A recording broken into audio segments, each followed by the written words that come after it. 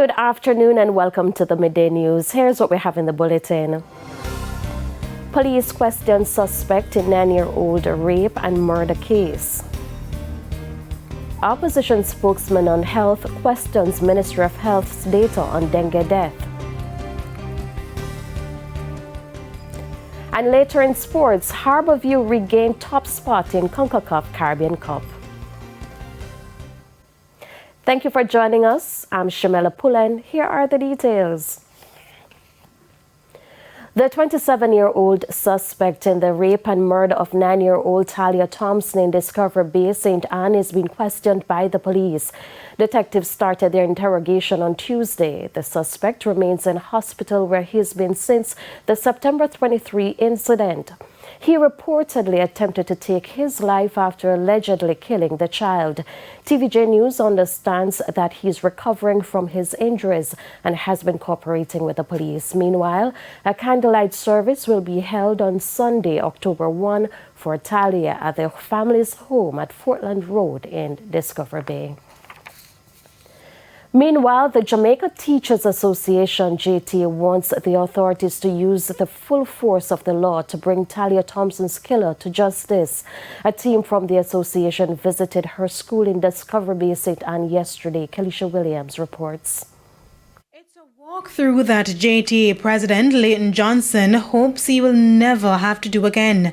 He's paying support to the Discovery Bay Primary and Infant School after a 9-year-old student, Talia Thompson, was raped and killed on Saturday. It's not an easy situation, so as the Jamaica Teachers Association, we are just here to stand in support and to make a statement to the nation that we cannot allow situations like these to continue in our country. Since Talia's tragedy, the school has been hit hard, especially since the suspect, we were told, attended the school as a child.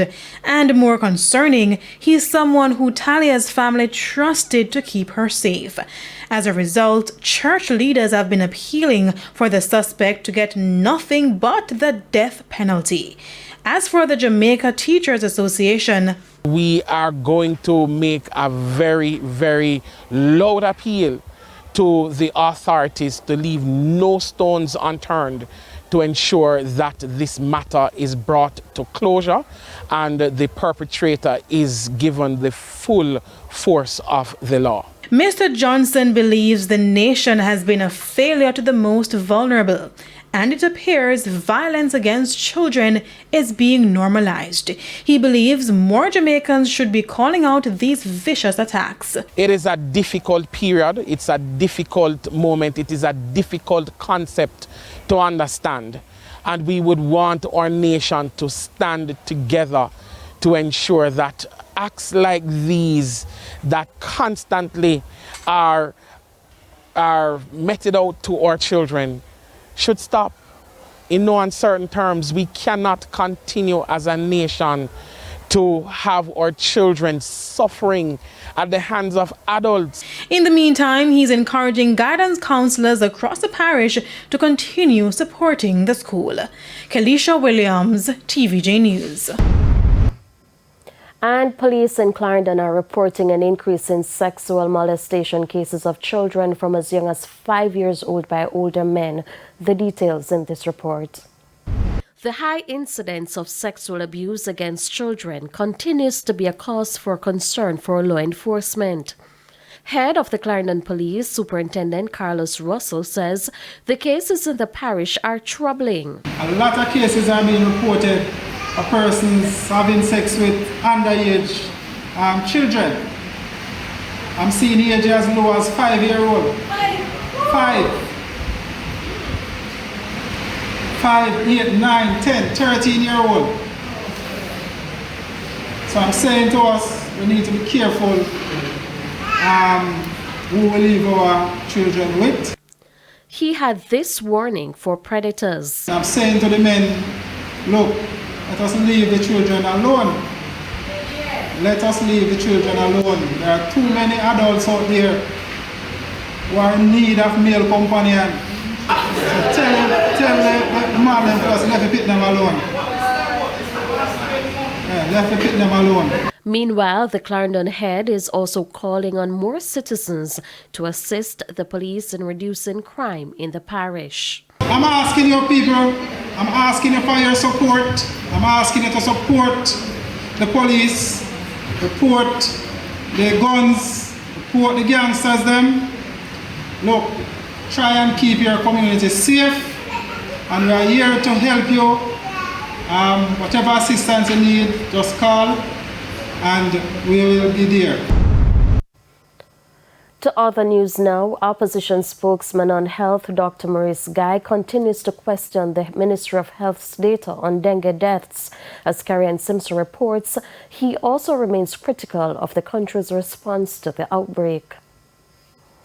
Spokesman on health Dr. Maurice Guy is blasting the government for its handling of the current dengue outbreak. Of concern is the Ministry of Health's revelation that there have been no confirmed dengue deaths, but 6 cases are under investigation. Dr. Guy insists he has seen death certificates implying they're dengue related. Against the background that we usually see these cases July onwards in Jamaica, and when you think that in the Latin American region, in Brazil, in other areas of South America, we are seeing increases of cases of dengue, the ministry should have taken the position then to secure samples of the reagents or the samples of reagents to test the samples that come into the sector. He says the health ministry should apply lessons coming out of the COVID-19 pandemic.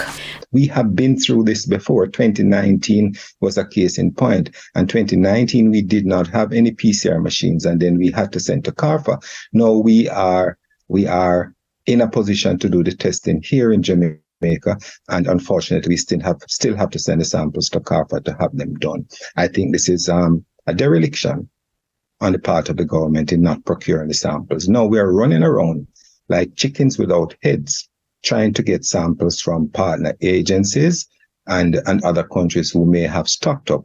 And Dr. Guy reacted to the news that the health ministry says it has spent millions of dollars to enhance its vector control program. The ministry pumping control into vector control activity is good, but to pump money into drain cleaning, which I have said before, is the purview of the National Works Agency, which falls on the Ministry of Economic Growth and Job Creation, as well as the Ministry of Local Government. The Ministry of Health should be doing more, or should have done more, in terms of getting vector control officers out there on the ground. In the meantime, the opposition spokesman says because the Aedes aegypti mosquito is also responsible for other viruses, he's urging the government to be proactive in procuring reagents for testing for chickpea in Jamaica, as there has been an increase in that virus in the region. Carrie Simpson, TVJ News. It's time for a break. Stay with us. More stories when we return.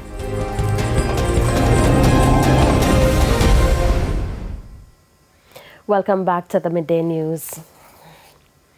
At least 40 positions on the Transport Authority staff listing were not approved by the Ministry of Finance and the Public Service.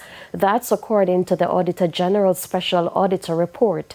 It also said the contracts of 3 senior managers were not approved by the Finance Ministry. The Auditor General has recommended that the Transport Authority ensure that its human resource practices are in keeping with its human resource and administration policy. It should also regularize its operations with the Ministry of Finance and Planning Service pertaining to the unapproved positions and contracts.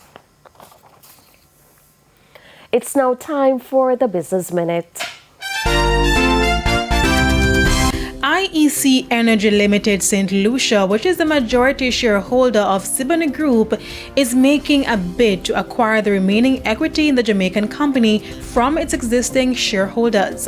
IEC Energy has issued a takeover bid circular in which it is offering to buy the remaining 28.89% equity for 5 cents per share.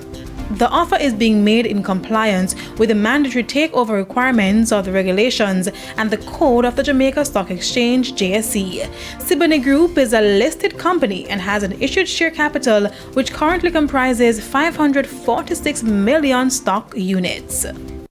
Further afield, the green light has been given for the controversial Rosebank offshore development by regulators. Located 80 miles west of Shetland, Rosebank is the UK's largest untapped oil field and is estimated to contain up to 300 million barrels of oil. Development and approval has been given to owners Equina and Ithaca Energy following reassurances over environmental concerns.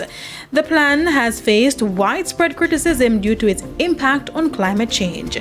Supporters of the project say it is vital for the energy security as it will reduce reliance on imports. And that's it for the Business Minute. I'm Kalisha Williams.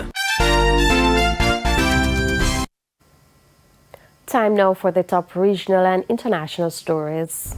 In the region, the Pan American Health Organization, PAHO, has launched a new initiative aimed at expanding access to non-communicable disease NCD services within primary healthcare services. PAHO Director Dr. Jarbas Barbosa said the guiding principle is ensuring primary healthcare services to address NCDs that are high quality, safe, comprehensive, integrated, access available, and affordable for everyone. He said as part of the initiative, the PAHO Regional Revolving Funds will offer member states an NCD bundle to ensure countries to access high-quality, affordable medicines to treat diseases and chronic respiratory diseases.